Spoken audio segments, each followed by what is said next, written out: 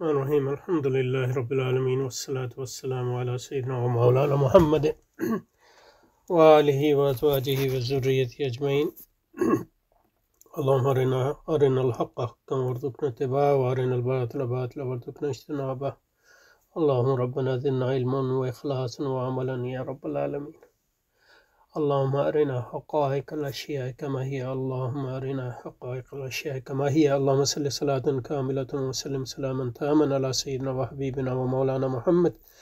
محمد الذي تنحل به العقد وتنفرج به الكرب وتقضى به الحوائج وتنال به الرغائب وحسن الخواتم ويستسقى الغمام بوجهه الكريم وعلى آله وأزواجه وصحبه في كل لمحة ونفس بعدد كل معلوم لك اللهم في هذا اليوم المبارك فرج عنا وعن إخواننا في غزة وفي فلسطين وفي سائر بلدان المسلمين اللهم فرج عنا وعن إخواننا في غزة اللهم نفس كربنا وكربهم وثبت أقدامنا وأقدامهم والطف بنا وبهم يا أرحم الراحمين آمين آمين آمين يا رب العالمين اللهم الطف بأهل غزة اللهم الطف بأهل غزة اللهم الطف بأهل غزة اللهم لطفك اللهم نصرك اللهم أفشل مخططات التهجير يا رب انتقم من إسرائيل وأمريكا وحلفائهما وعوانهما من الصهاينة من صهاينة العرب والعجم في مشارق الأرض ومغاربها يا رب العالمين اللهم انتقم من صهاينة العرب اللهم انتقم من صهاينة العجم اللهم لا ترفع للظالمين راية ولا تحقق لهم غاية واجعلهم للعالمين عبرة وآية اللهم اربط على قلوب المرابطين والمجاهدين ألف بين قلوبهم أجمع كلمتهم واحد صفوفهم ثبت أقدامهم أفرغ عليهم صبرا واستقامة عطيهم من جوع واسكن من ظمأ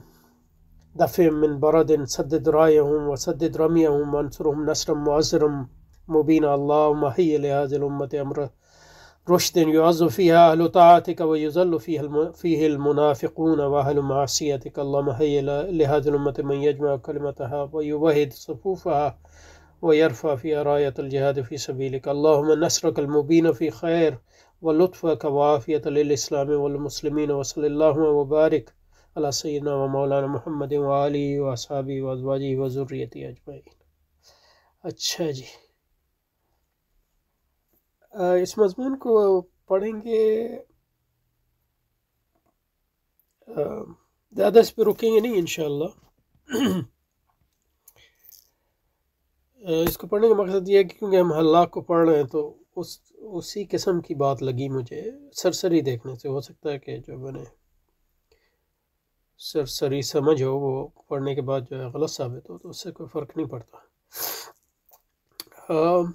اب صاحب مضمون کو بالکل نہیں جانتا لیکن جنہوں نے جو ہے یہ معارف والے ان کو تھوڑا سا جانتا ہوں تو اس لیے تو جدید ریاست حاکمیت اعلیٰ ساورنٹی اور شریعت محمد دین جوہر صاحب نہیں معلوم کون ہے یہ ہے تو محترم جناب محمد دین جوہر صاحب کا یہ مضمون جو 10 قسطوں پر مشتمل ہے کو یکجا کر کے اہل علم و دانش کے لیے پیش کیا جا رہا ہے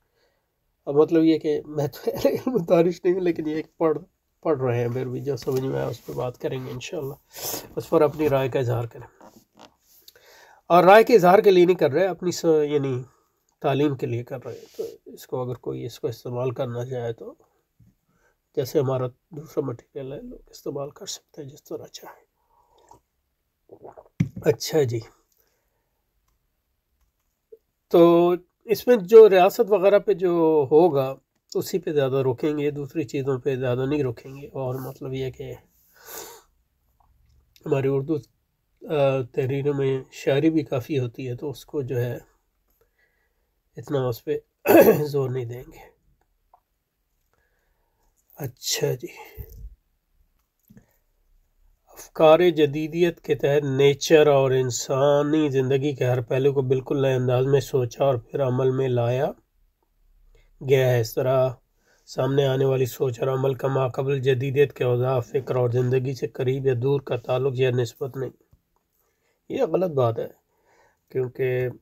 جدیدیت جو ہے اس کا عیسائیت سے ایک گہرا تعلق ہے اور دوسری فکر سے بھی مطلب یہ ہے کہ یونانی فکر سے بھی اس کا گہرا تعلق ہے، اور جو قرون وسطیٰ کا عیسائی معاشرہ ہے اس کو عمومی طور پہ رد کرتی ہے، لیکن یہ کہ یہ ناممکن ہے، یعنی یہ تصور کرنا کہ جدیدت ہوتی ہے عیسائی تہذیب کے بغیر، تو یہ بہت، یا جدید جس صورت میں آج ہے تقریباً جو ہے ناممکن ہے۔ تو گہرا تعلق ہے عیسائیت سے جدیدیت کا، لیکن ادارہ کہ وہ پرورش تعلق ہے جس کو کہتے ہیں، یعنی عیسائیت کو مسخ کیا گیا، اور عیسائیت نے پھر اس نئے طوفانوں کے سامنے گھٹنے ٹکا دیا، اور گھٹنے اس لیے ٹکایا کہ عیسائیت میں خود ایک بنیادی جو خامی تھی، جو بنیادی ڈیویشن یا گمراہی تھی، وہی اس کی بنیاد ہے، کیونکہ جیسے کہ ہیگل نے کہا ہے مثلا، اور صرف ہیگل نے نہیں، مارکس نے بھی کہا ہے، اور خاص طور پہ اس میں جو آدمی اہم ہے وہ فیورباخ ہے، اور فیورباخ کی جو ہے عیسائیت پہ جو کمیونسٹوں کے مارکس کے تناظر میں جو تحریریں ہیں وہ تو مشہور ہیں، لیکن فیورباخ کے عیسائیت پہ اور بہت کام ہیں جو لوگ زیادہ جانتے نہیں ہیں اس کو۔ تو بہرحال بیچ میں جو ہے یہ چھوٹ گیا، کہنا یہ چاہ رہا تھا کہ یہ بات صحیح نہیں ہے کہ انسانی حد پر بلند سوچا پھر عمل میں لایا گیا، اور اس طرح اس کے سامنے آنے والی سوچ عمل کے مقابل ما قبل جدیدیت کے اوضاع و فکر اور زندگی سے قریب یا دور کا کوئی تعلق یا نسبت نہیں، یہ بالکل ٹھیک نہیں۔ مثلا جیسے کہ ہیگل نے کہا ہے کہ، اور دوسرے لوگوں نے بھی، کہ عیسائیت اور پہلے یعنی جو اول کے جدیدی مفکرین تھے ان کا عیسائیت سے گہرا تعلق تھا،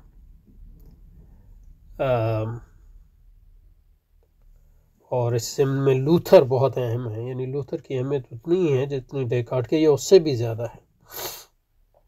اور پھر آپ دیکھیں کانٹ اور ہیگل، یہ سب عیسائی مفکرین بھی ہیں ایک لحاظ سے، مطلب کانٹ ہو گیا، ہیگل ہو گیا، لاک ہو گیا، عیسائی مفکرین بھی ہیں یہ، اور انہوں نے عیسائیت پہ کتابیں لکھی ہیں، یعنی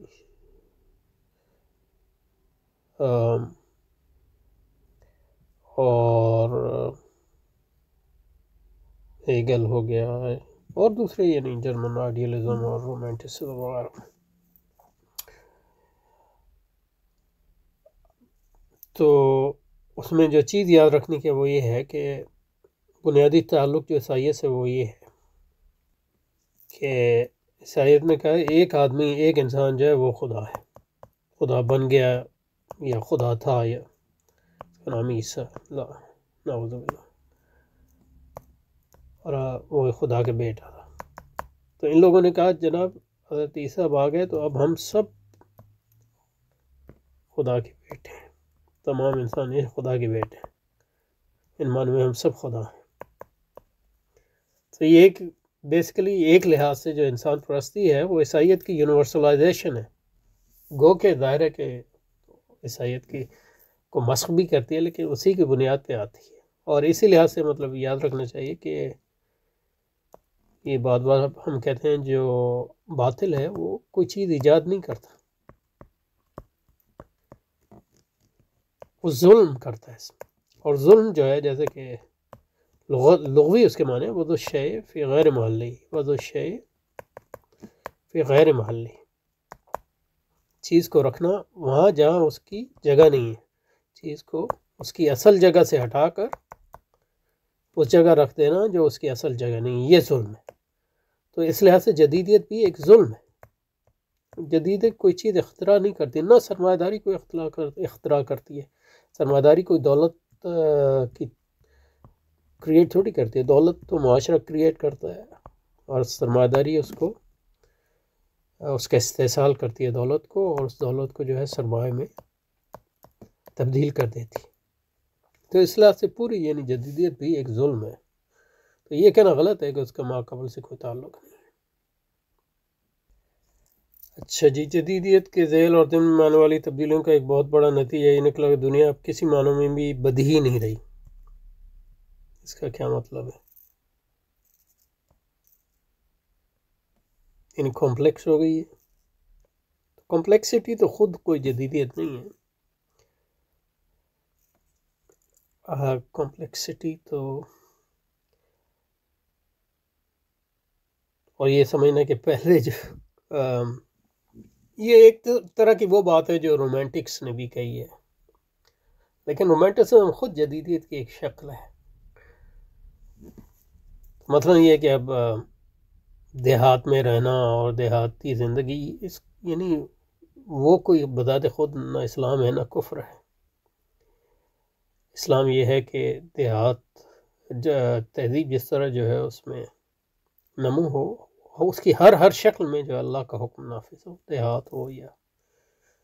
شہر ہوں یا بڑے شہر ہوں یا کمپلیکس ہوں. تو دنیا میں کسی معنی میں بدی نہیں رہی ہے،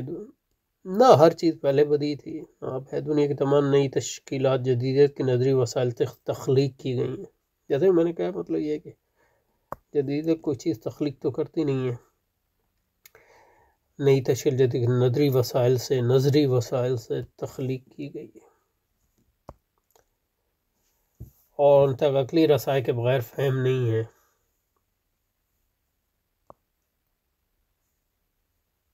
عقل بھی بدیہی امور کے بغیر عقل کیسے کام کرے گا؟ یہی امر مسلم شعور کے لیے حیرت انگیز اور ناقابل فہم ہے، اور ماقبل جدید دنیا کے طرح مسلم شعور جدیدیت پیدا کردہ مظاہر کو بدیہی سمجھ کر ہر طرح کی ججمنٹ دیتا چلا آیا ہے. بدیہی آپ اس لیے سمجھتے ہیں کسی چیز کا غلبہ ہو جاتا ہے اور اس میں سوشلائزیشن، جس چیز میں آپ سوشلائزیشن یعنی آپ پلتے بڑھتے ہیں، جس قسم کی تہذیب غالب ہوتی ہے تو وہ اس لحاظ سے اس کی تہذیب کے جو مفروضات ہیں وہ بدیہی ہوتے چلے جاتے ہیں. تو اس میں یعنی مسلم دنیا کا کوئی خاص اس میں کوئی خصوصیت نہیں ہے. جہاں بھی ایک تہذیب غالب ہوتی ہے تو تہذیب کے بنیادی جو مفروضات ہیں وہ مسلمات میں تبدیل ہوتے جاتے ہیں، اور جب آپ اس تہذیب کو جو ہے کوشچن کرتے ہیں یا اس کو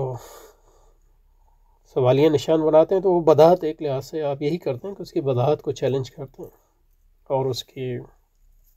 مسلمہ ہونے کو چیلنج کرتے ہیں. تو یہ کوئی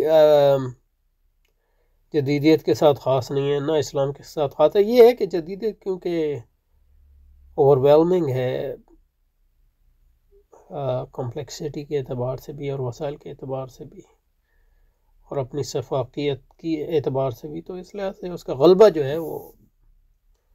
جس لحاظ سے ہے عالمی، اس لحاظ سے پہلے تہذیبوں کا نہیں تھا اتنی حد تک. بہرحال یہی امر مسلم شعور کے لیے حیرت انگیز ناقابل فہم اور ماقبل جدیدیت دنیا کی طرح مسلم شعور جدید پیدا مظاہر کو بدیہی سمجھ کر ہر طرح کی ججمنٹ دیتا چلا آ رہا ہے. فطرت اور دنیا میں جدید پیدا کردہ مظاہر. فطرت اور دنیا میں کیا فرق ہے؟ جدیدیت کی پیدا کردہ مظاہر نظری وسائل کے بغیر قطعی ناقابل رسائی اور ناقابل فہم ہے. نظری وسائل یعنی مطلب یہ ہے کہ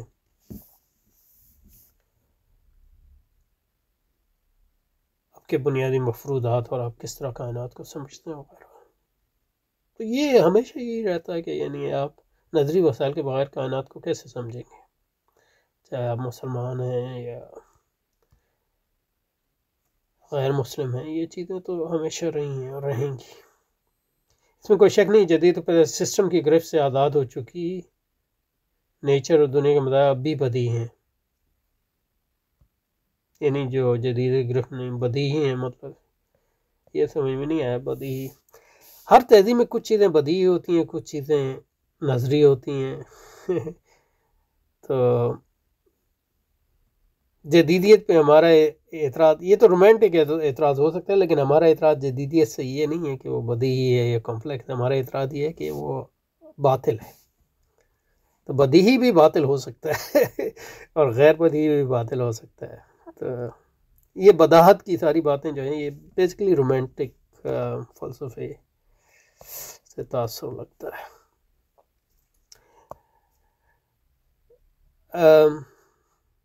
یہ جو ٹریڈیشنلسٹ ہیں ہمارے ہاں وہ بھی اس قسم کی باتیں کرتے ہیں، یعنی ٹریڈیشنلسٹ، یعنی حسن عبد الحکیم اور اس قسم کے لوگ، فطرت اور دنیا میں جدیدیت پیدا کردہ، اور یہ لوگ جو ہیں مطلب عیسائیت سے مسلمان ہوئے، ان میں سے اکثر کچھ تو مطلب ان کا اسلام میں، لیکن یہ کہ یہ لوگ جو ہیں جدیدیت کو اتنا خاص کوئی سمجھتے نہیں ہیں۔ اسلام کا ان کا فہم اس کے مقابلے میں جو ہے وہ اس میں زیادہ وزن ہے جو اسلام پہ انہوں نے لکھا ہے، لیکن جدیدیت پہ جو لکھا ہے وہ زیادہ تر سطحی ہے، یعنی میں ٹریڈیشنل اس کی بات کر رہا ہوں۔ فطرت اور دنیا میں جدیدیت کے پیدا کردہ مظاہر نظریے و وسائل کے بغیر قطعی ناقابل رسائی اور ناقابل فہم ہے۔ فطری دنیا میں جدید کے پیدا مظاہری نظری، تو کسی بھی چیز کو آپ نظری وسائل کے بغیر کیسے سمجھ سکتے ہیں؟ اسلام کو نظری وسائل کے بغیر کیسے سمجھیں گے آپ؟ اصول فقہ کے بغیر کیسے سمجھیں گے اسلام کو؟ اصول دین کے بغیر؟ یہ بھی ایک لحاظ سے ظاہری اور خارجیت بھی ایک ظاہریت کی قسم ہے، تو ظاہری وہ یعنی مطلب یہ کہ جیسے ظاہریوں کا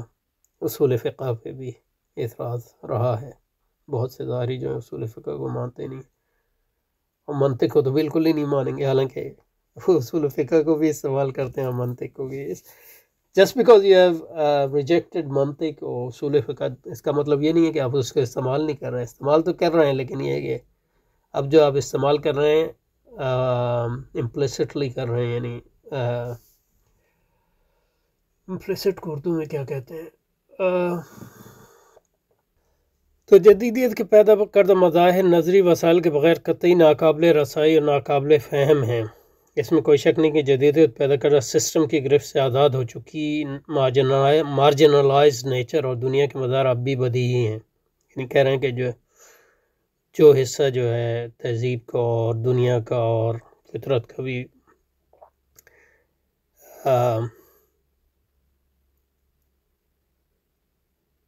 جدیدیت کی گرفت سے باہر ہے، وہ اب بھی بدیہی ہے۔ یعنی اب مطلب یہ کہ جب مدینہ میں مسلمان تھوڑے سے تھے تو زیادہ تر باتیں بدیہی تھیں، لیکن جب بغداد بنا تو بہت سی باتیں بدیہی نہیں تھی۔ تو اس کا یہ مطلب نہیں ہے کہ بغداد میں جدیدیت تھی اور اسلام نہیں تھا۔ یعنی بدیہی نیچر اور دنیا مکمل طور پر بے اور غیر اہم ہے۔ مسلم نظری شعور کی موت جدیدیت کی پیدا کردہ دنیا کے بدیہی ہونے پر اصرار سے واقع ہوئی ہے۔ مسلم نظری شعور کی موت، پہلی تو بات یہ ہے کہ نظری شعور کی موت ہوئی ہے کہ نہیں۔ ہم یہ کہہ سکتے ہیں کہ مطلب مسلمانوں کے نظری شعور بعض معاملات میں ویسا نہیں ہے جیسے ہونا چاہیے، لیکن یہ کہنا کہ مسلم نظری شعور کی، تو یہ کافی جدیدیت کی پیدا دنیا کی بدیہی ہونے پر اصرار سے واقع ہوئی ہے، یعنی کہہ رہے ہیں نظری شعور کی موت اس پر واقع ہوئی کہ ہم نے جدیدیت کو بدیہی سمجھا۔ اس کی ایک مطلب یہ کہ اس کا جواز میں اگر سوچنا چاہوں تو اس میں یہ ہے کہ اگر آپ یہ کہیں کہ آپ جدیدیت کو فلسفہ اور ٹیکنیکل علوم کے بغیر سمجھ سکتے ہیں گہری طور پہ، تو وہ ایک غلط بات ہے۔ تو اس لحاظ سے مطلب یہ ہے کہ مولانا مودودی نے جس لحاظ سے سمجھا تھا اس سے آگے آپ بڑھنا ہی نہیں چاہ رہے، تو یہ اس لحاظ سے اگر یہ بات کہہ رہے ہیں تو وہ ٹھیک ہے، لیکن جس لحاظ سے وہ ادا کر رہے ہیں وہ misleading ایٹ لیسٹ، کیونکہ جو مولانا مودودی نے بھی مغرب کو سمجھا وہ بدیہی سطح پہ نہیں سمجھا، یعنی کامن سینسیکل ہے، لیکن اس کے پیچھے بھی ایک میتھڈ ہے۔ تو اگر یہ کہہ رہے ہیں کہ نظری وسائل کے بغیر آپ کمپلیکس تہذیبوں کو، اور ایون نان کمپلیکس، ایون مدینہ میں مطلب یہ کہ ہم کہتے ہیں کہ اصول فقہ نہیں تھا، تو ان معنوں میں کہتے ہیں کہ وہ ایک ایکسپلیسٹ چیز نہیں تھی، یا نحو نہیں تھی، یا صرف نہیں تھی، تو ان معنوں میں کہ وہ ایک ایکسپلیسٹ نہیں چیز نہیں تھی، لیکن امپلیسٹلی تو رسول اکرم کے اقوال میں، صحابہ کے اقوال میں، ان کے تعامل میں آپ کو اصول فقہ کے بہت سے اصول مل جائیں گے، اور منطق کے بھی اصول مل جائیں گے وغیرہ وغیرہ۔ بہرحال بدی یعنی نیچر اور دنیا مکمل طور پر وغیرہ میں مسلم نظری شعور کی موت جدیدیت کی پیدا کردہ دنیا کے بدی ہونے پر اصرار کے سے واقف ہوئی، اور مسلم شعور جدید دنیا تک کوئی علمی رسائی نہیں رکھتا۔ پہلی بات، مسلم شعور کیا ہے؟ یعنی اب فرد کا شعور ہوتا ہے، کوئی قوم کا عنوان میں تو کوئی شعور نہیں ہے، نہ قوم کا عنوان میں کوئی وجود ہے جس طرح فرد کا وجود ہوتا ہے۔ اور انہیں اجتماعی شعور ہوتا ہے، لیکن وہ افراد کے تعامل سے اور وغیرہ سے ہوتا ہے، تو اس کی بات کر رہے ہیں تو ٹھیک ہے۔ مجددین کوئی علمی رسائی نہیں رکھتے تو یہ تو غلط بات ہے۔ ہاں یہ ہے کہ مطلب یہ کہ جیسا کہ اس کو سمجھنا چاہیے ویسا نہیں ہے، اس کی وجوہات ہیں، اور ان وجوہات کو سمجھنے کی کوشش کرنا چاہیے، لیکن یہ کہنا کہ کوئی رسائی نہیں ہے تو یہ تو ایک غلط بات ہے۔ ہاں مغرب کا جو ہمارا فہم ہے وہ ہمارے خیال میں ہو سکتا ہے ہم بالکل غلط ہوں، یہ ہے کہ وہ اس میں کافی کوتاہیاں ہیں، خاص طور پہ کام جہاں تک علامہ اقبال، عمر مودودی وغیرہ نے کیا تھا وہاں رک گیا ہے، اور آج جو ہمارے لوگ ہیں وہ انہی باتوں کو دہرائیں، اور دوسرے لوگ جو ہیں جو مغربی تہذیب کے اندر ضم ہو گئے ہیں تو وہ ان کا شعور پھر وہ مسلم شعور ان معنوں میں نہیں رہا ہے، تو وہ فلسفہ پڑھیں بھی تو اس کا یا اکنامکس پڑھیں یا دوسرے معاشیات، معاشرت، سائنس وغیرہ پڑھیں بھی تو وہ مغربی تہذیب کے فریم ورک کے اندر ہی رہ کے کام کرتے ہیں۔ ظاہر ہے اس کو آپ مسلم شعور ہے سچ نہیں کہہ سکتے، ایون اگر آپ یہ وہ انفرادی طور پہ لوگ مسلمان ہی کیوں نہ ہوں، تو اگر یہ بات ہے تو ٹھیک ہے، لیکن یہ کہنا کہ مسلم شعور جدید میں کوئی رسائی نہیں رکھتا تو یہ ایک طرح مبالغہ کی بات ہے۔ بہرحال اس کا اس لیے